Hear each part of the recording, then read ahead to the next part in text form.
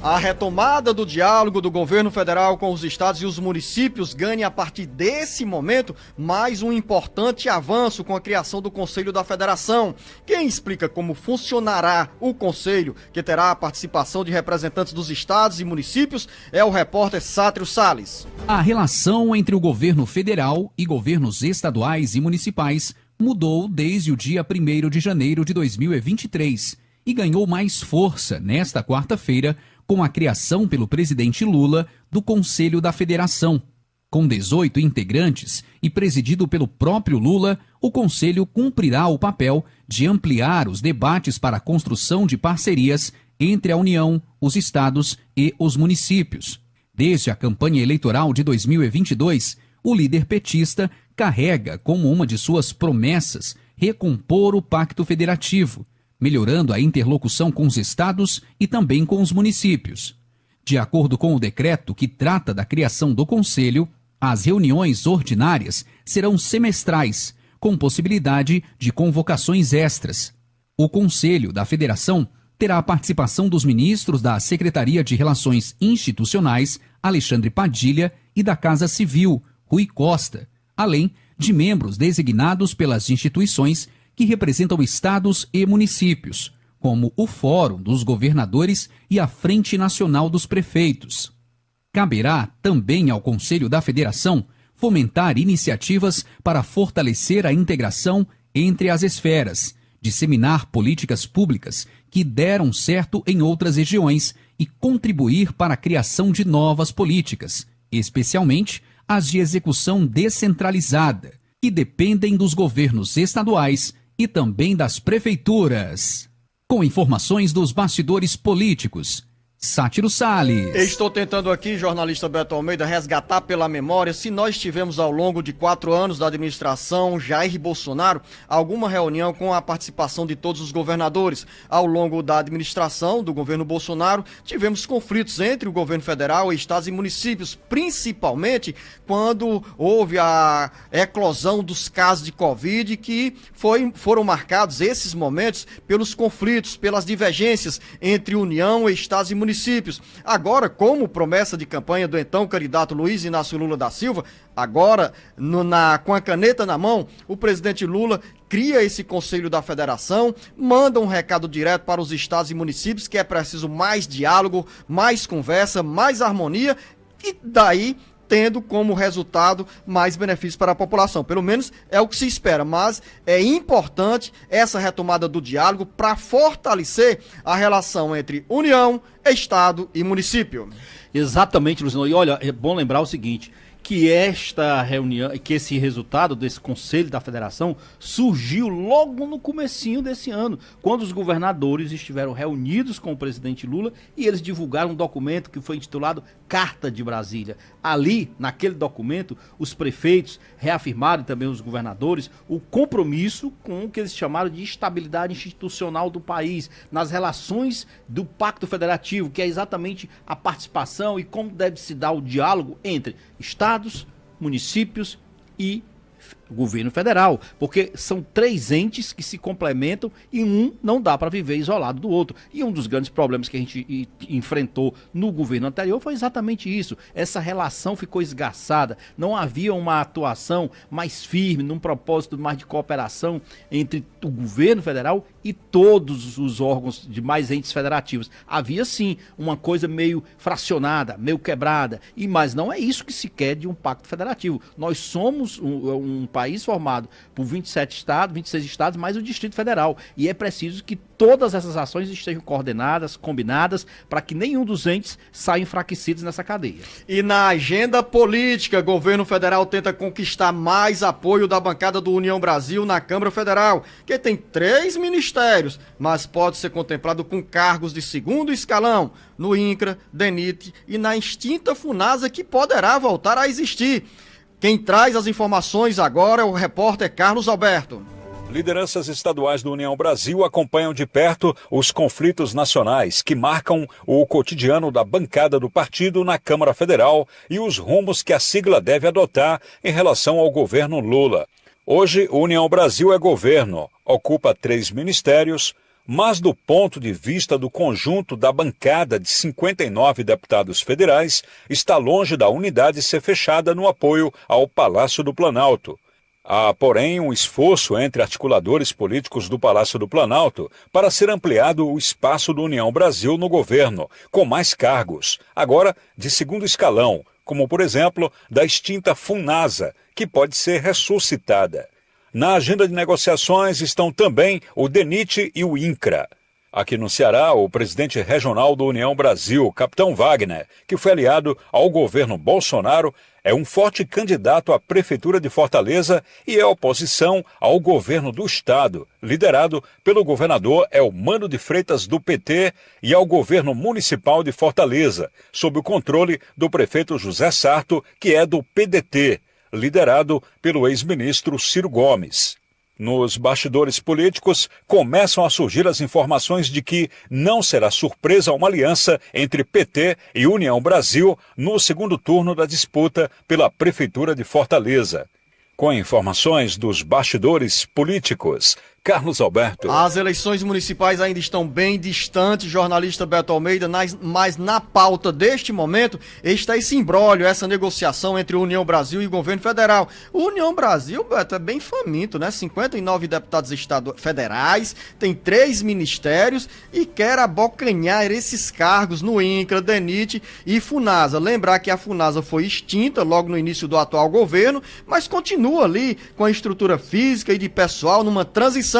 E mesmo assim tem pressão para o órgão, a FUNASA, voltar a existir legalmente e aí cargos em sobra ou de sobra para os aliados.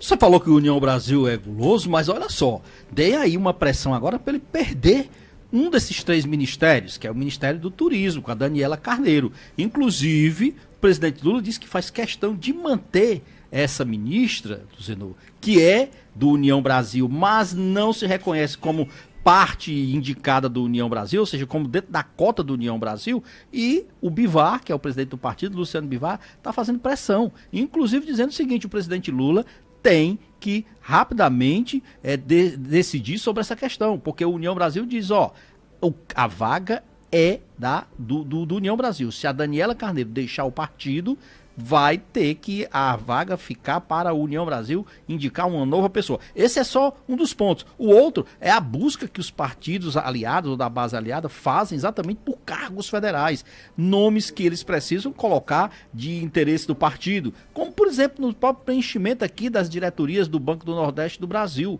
No caso da FUNASA, como você já bem disse, ela foi extinta, Luciano.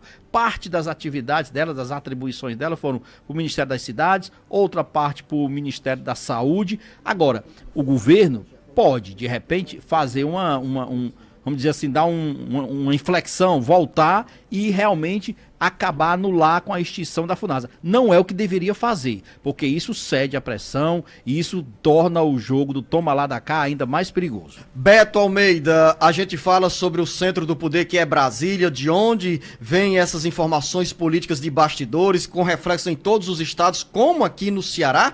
Afinal, temos 22 deputados federais e 3 senadores. Mas hoje, feriado, no dia de Tiradentes, nós temos também as comemorações sobre o aniversário, ou do aniversário de Brasília, uma sexagenária que nasceu, Beto Almeida, como centro do poder político no Brasil.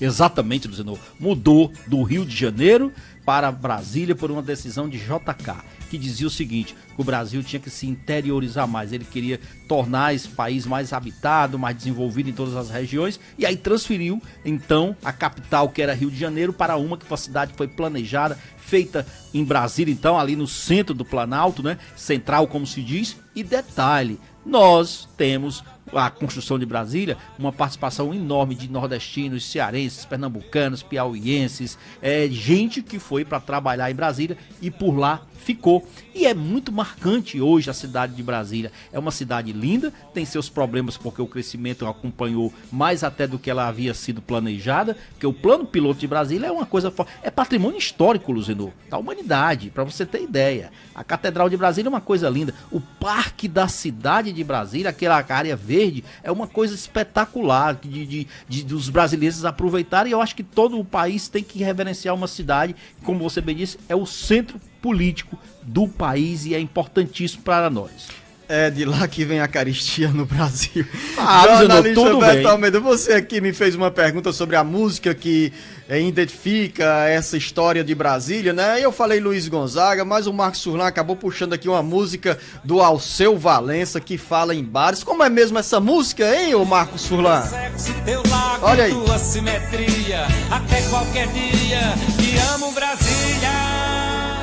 Era essa música que você queria ouvir, Beto? Muito boa. Não era essa não, mas era boa. Beto Almeida, e afinal, por que que hoje é feriado? Quem foi Tiradentes? Pois é, Luciano, hoje é feriado exatamente porque foi um dos primeiros movimentos que surgiu no país pela independência em relação a Portugal. E aí nós tínhamos essa figura, Tiradentes, o alferes, que comandou a Inconfidência Mineira, que comandou um movimento principalmente de revolta em relação ao que existia em relação ao poder de Portugal na época, porque nós éramos uma colônia. Então, por sermos uma colônia, todo o ouro, por exemplo, que era extraído aqui, tinha que ir para Portugal. Você foi professor de história em algum momento, Beto Almeida? Ah, fui lá atrás, ó. Lá atrás, né? Isso. Aí o João Lucas, meu filho de 7 anos de idade, perguntou: papai, por que Tiradentes? Eu digo, filho, é porque certamente ele arrancava dente, né? Mas realmente o Tiradentes, Joaquim José da Silva Xavier. Vou chamar a Camila aqui para conversar comigo aqui sobre o Tiradentes. Vem aqui, Camila. Camila Maciel, tá correndo. Mas vamos aqui, olha. Joaquim José da Silva Xavier, o Tiradentes, que é patrono da Polícia Militar e da Polícia Civil, né, Beto Almeida? Exatamente. Ele realmente foi dentista, tropeiro, minerador, comerciante, militar e ativista político. Tudo isso dentro do que o jornalista Beto Almeida falou sobre o movimento. Tiradentes era um dos líderes do movimento da Inconfidência Mineira contra esse vínculo que a gente mantinha com Portugal, que levava o ouro das Minas Gerais. E aí, Tiradentes, por conta da liderança nesse movimento, foi preso, enforcado, esquartejado. E hoje tem essa data, 21 de abril, comemora-se o Dia de Tiradentes, feriado nacional.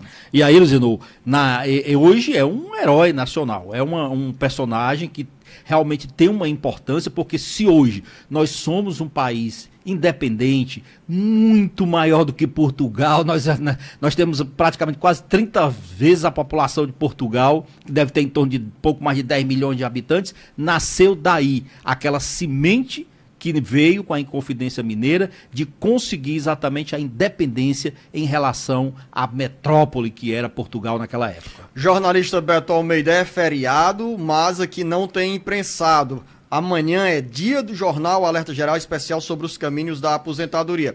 E quero dizer o seguinte, olha, o Ministério Público Federal, Beto Almeida, entrou com uma ação junto à Justiça para que o INSS seja obrigado a retomar a análise de pedidos de dependentes com deficiência.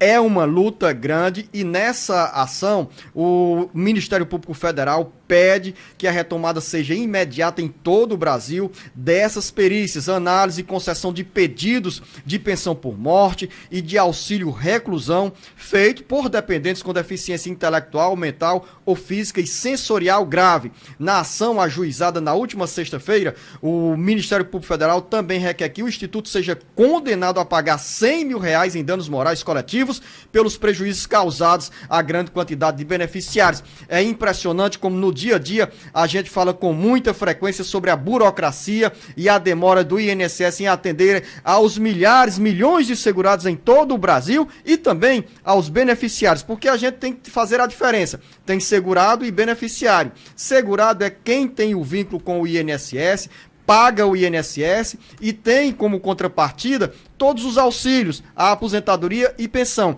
E beneficiário é quem se beneficia, mesmo não tendo contribuindo, como no caso, por exemplo, do BPC, Benefício de Prestação Continuada. Agora, só para você pediu pro Marcos colocar aí qual era a sua música. Não, Beto, eu já estou em outro assunto, em outra... Não, mas eu ainda quero a minha. Não, mas olha, então, em relação a essa questão da Previdência Social, lembrar para você, ouvinte internauta, que o professor e advogado da área previdenciária, Paulo Bacelar, vai estar neste sábado conosco aqui, com o Marcos Furlan, para falar, para explicar, para tirar dúvidas de vários ouvintes que nos encaminharam ao longo da semana, perguntas e pedidos de esclarecimentos em relação aos benefícios pagos pelo INSS. Aí eu, Beto Almeida, Marcos Furlan, a gente fala sobre Tiradentes, o feriado, você toca uma música, passou o tempo e o Beto Almeida vai voltar um tempo depois com um pedido de música. Não, deixa a minha tocando, sabe por quê? Olha só, esta música aí, Zé, De quem é a ela música? é representativa de Brasília. É uma Quero ouvir. banda brasiliense por natureza. Quem um dia irá dizer que existe razão nas coisas feitas pelo coração? E quem irá dizer que não existe razão? Legião Final Urbana, da nossa Luciano. conversa, jornalista Beto Almeida, bom feriado, cuidado pra você que vai pegar as estradas, e a gente está de volta amanhã com o Jornal Alerta Geral Especial sobre os caminhos da aposentadoria e também aqui na segunda-feira. Grande abraço, bom feriado. Bom feriado pra todos, até segunda. Pra se conhecer, carinha do cursinho do Eduardo que disse que é uma festa legal.